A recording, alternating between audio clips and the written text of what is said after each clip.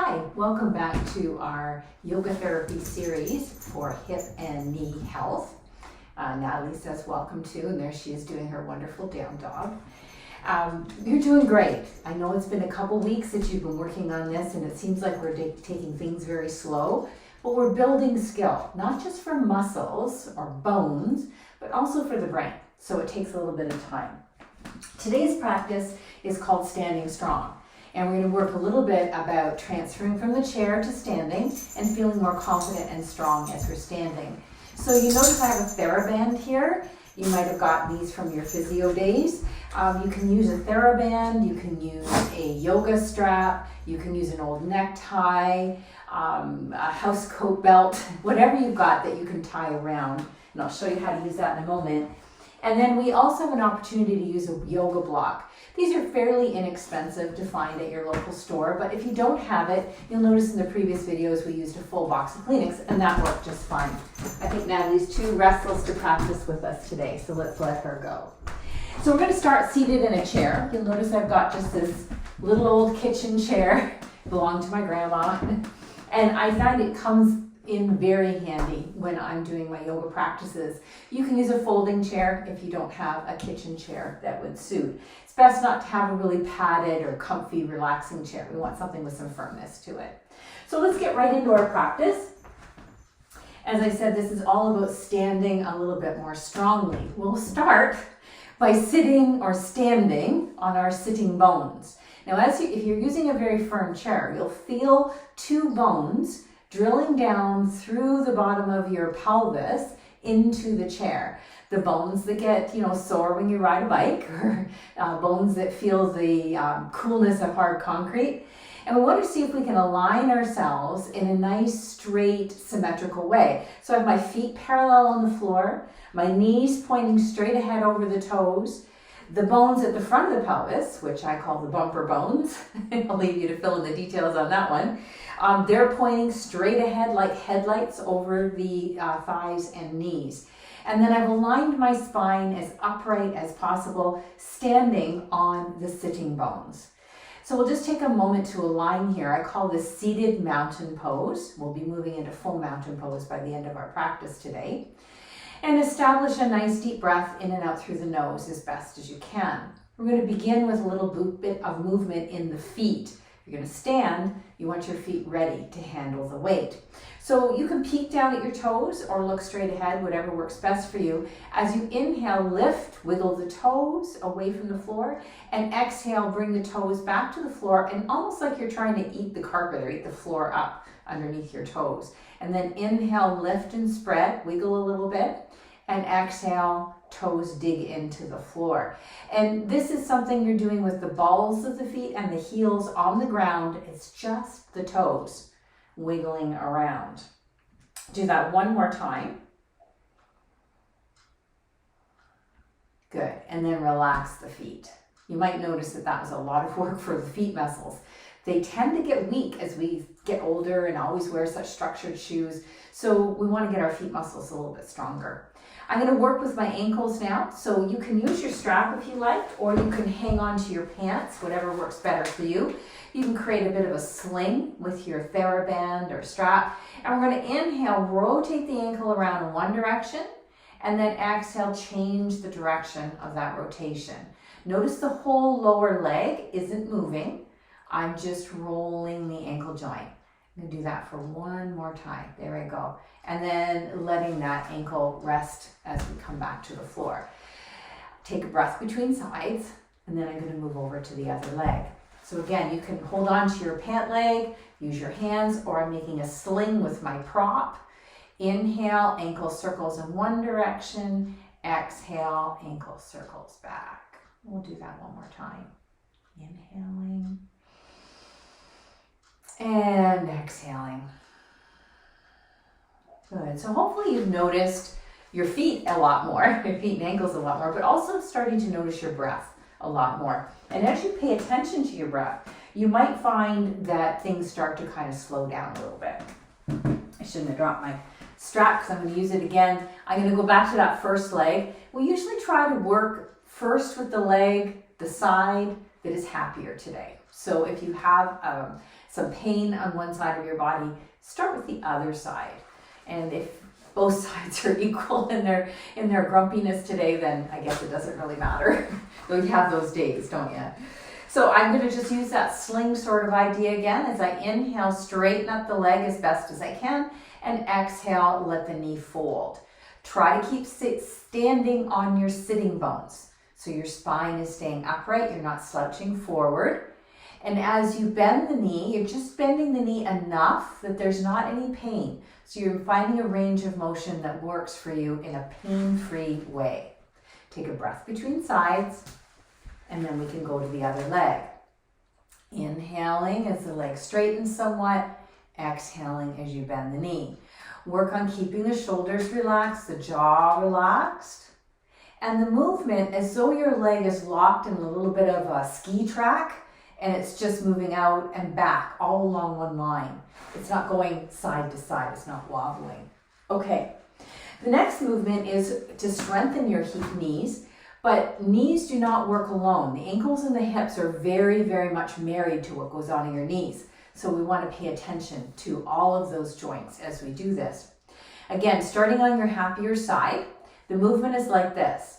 We're going to stretch the leg out along the floor so the heel is digging into the floor. Then I'm going to drag the heel. And there's some resistance with the heel dragging along the floor, lifting up the knee a little bit. Now let's try that within a pain-free range of motion and using the breath. So inhale, stretch your leg out. Exhale, drag the heel back, lift a bit, and then inhale. It's almost like you're pedaling a bicycle. Almost that same motion. Keep the hips grounded, chest wide, breath full and long. And maybe about 4 or 5 breaths. Inhaling as the leg stretches out, exhaling as you drag the heel back. It's humbling how tiring this is for your leg muscles, but that's why we're here, is to get stronger as we stand. 4 or 5 breaths is probably enough. You don't want to get to the point of exhaustion, and you certainly don't want to aggravate any pain when you're doing this. So if you found that pressing down on the heel hurt your knee a bit, don't press down so hard.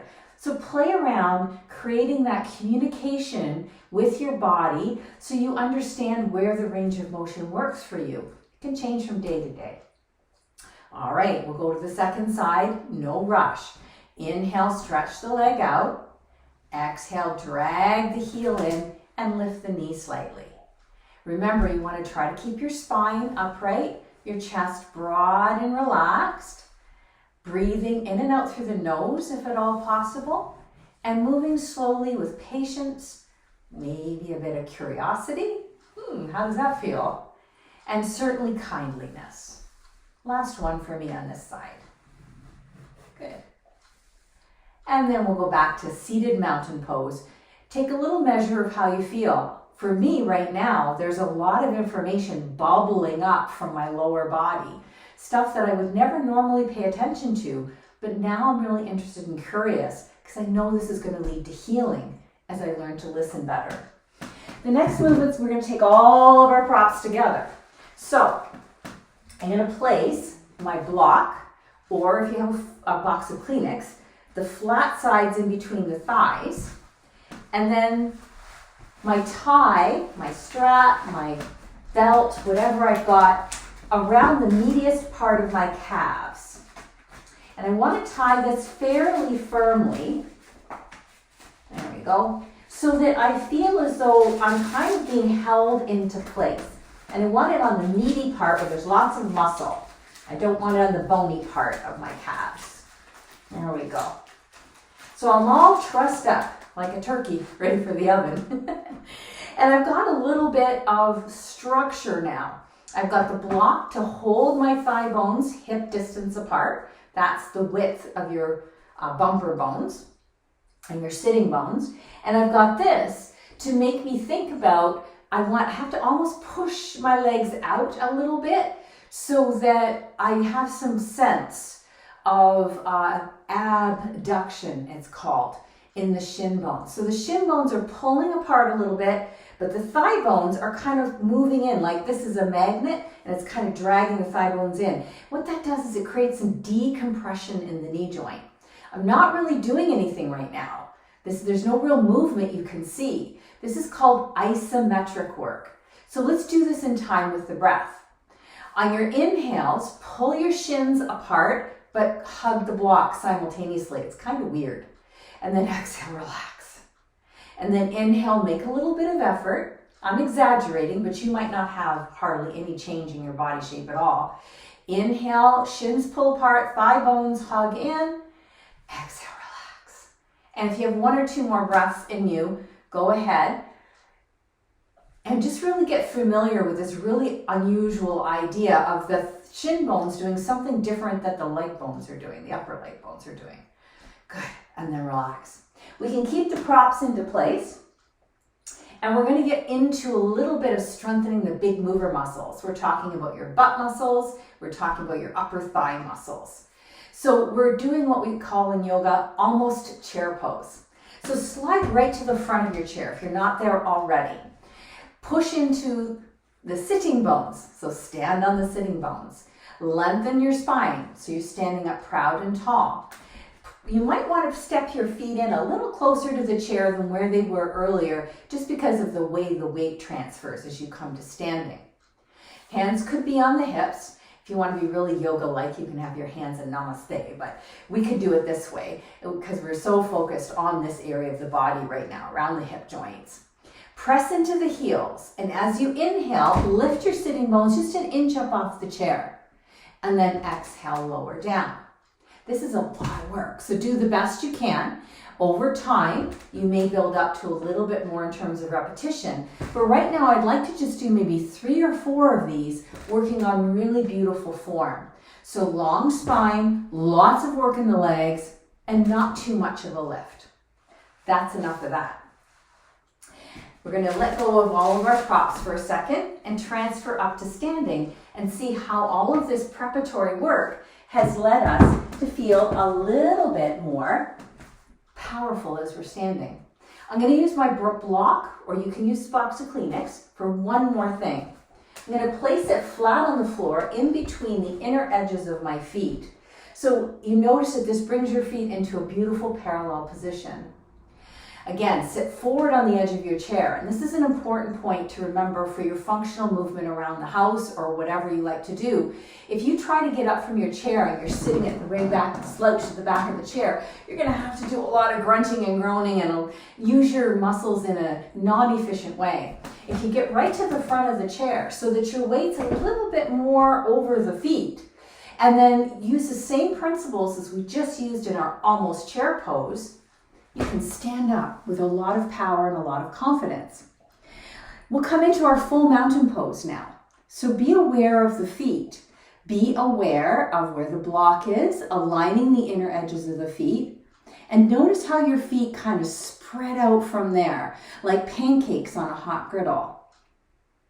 Align your body straight up from the feet, up through the shin bones, the thigh bones. Sense how the thigh bones fit into your hip sockets, and then lift up from the top of your mouth, the roof of your mouth, the palate there. Imagine someone's lifting you up from the palate of your mouth. Does that help take some weight up off of your hip joints and knee joints? Take one more breath. And then I want to say namaste. Thank you very much. We'll be back next week with a new installment. Thanks.